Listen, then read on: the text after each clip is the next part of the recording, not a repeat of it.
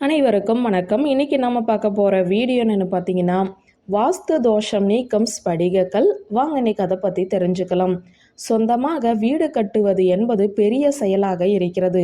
அப்படி கட்டிய வீட்டில் வாஸ்து குறைபாடுகள் இல்லாமல் இருப்பது என்பது மிகப்பெரிய விஷயமாக திகழ்கிறது. என்னதான் பார்த்து பார்த்து வீட்டை கட்டினாலும் ஏதாவது ஒன்றில் வாஸ்து குறைபாடு ஏற்பட்டு அதனால் பல பாதிப்புகளை சந்திக்க வேண்டிய சூழ்நிலையும் உண்டாகிறது.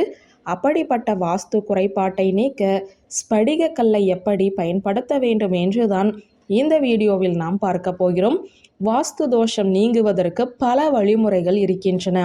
அந்த வழிமுறைகளை பின்பற்றும் போது வீட்டில் ஒரு சில பகுதியை இடிக்க வேண்டிய அல்லது மாற்ற வேண்டிய சூழ்நிலை ஏற்படும். அப்படி எதுவுமே ஏற்படாமல் மிகவும் எளிமையான முறையில் வீட்டில் இருக்கக்கூடிய வாஸ்து தோஷத்தை நீக்குவதற்கு ஸ்படிகக்கல் உங்களுக்கு உதவியாக இருக்கும்.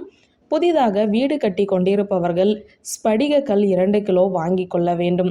வீட்டில் தரை போடுவதற்காக டைல்ஸ் அல்லது மார்பிளை போடுவோம் அல்லவா, அவ்வாறு போடுவதற்கு முன்பாக ஸ்படிகக்கல்லை ஹாலின் நடுப்பகுதியில் பரப்பி அதற்கு நடுவில் பஞ்சலோகம், தங்கம் அல்லது வெள்ளி இந்த மூன்றில் ஏதாவது ஒன்றால் செய்யப்பட்ட நாணயத்தை பிரதிஷ்டை செய்து அதற்கு மேல் டைல்ஸ் அல்லது மார்பிள் போன்றவற்றை ஒட்ட வேண்டும்.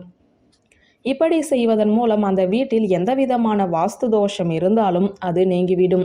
வெற்றிக்கு மேல் வெற்றி கிடைக்கும். வீடு கட்டுபவர்கள் இந்த செயலை செய்யலாம். ஏற்கனவே வீடு கட்டிவிட்டோம், நாங்கள் என்ன செய்வது என்று பலரும் கேட்பீர்கள். அப்படிப்பட்டவர்கள் பூக்களை போட்டு வைக்கும் உருளியை வாங்கி கொள்ளுங்கள். அதை வீட்டின் மைய பகுதியில் வைத்து அதில் தண்ணீரை ஊற்றி கொள்ளுங்கள்.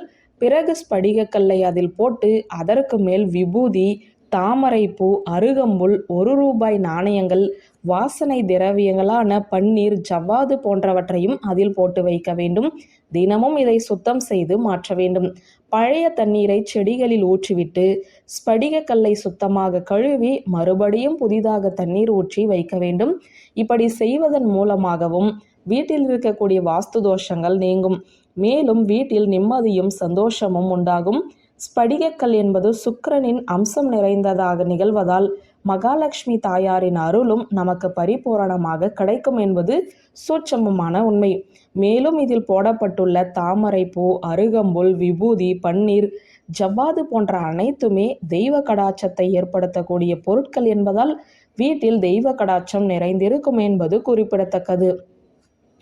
வாஸ்து தோஷத்தால் பாதிக்கப்பட்டவர்கள் இந்த முறையில் தோஷ நிவர்த்தியை செய்து மகாலட்சுமி தாயாரின் பரிபூரணமான அருளையும் பெற்று சந்தோஷத்துடனும் மகிழ்ச்சியுடனும் நிம்மதியுடனும் செல்வ செழிப்புடனும் வாழலாம்.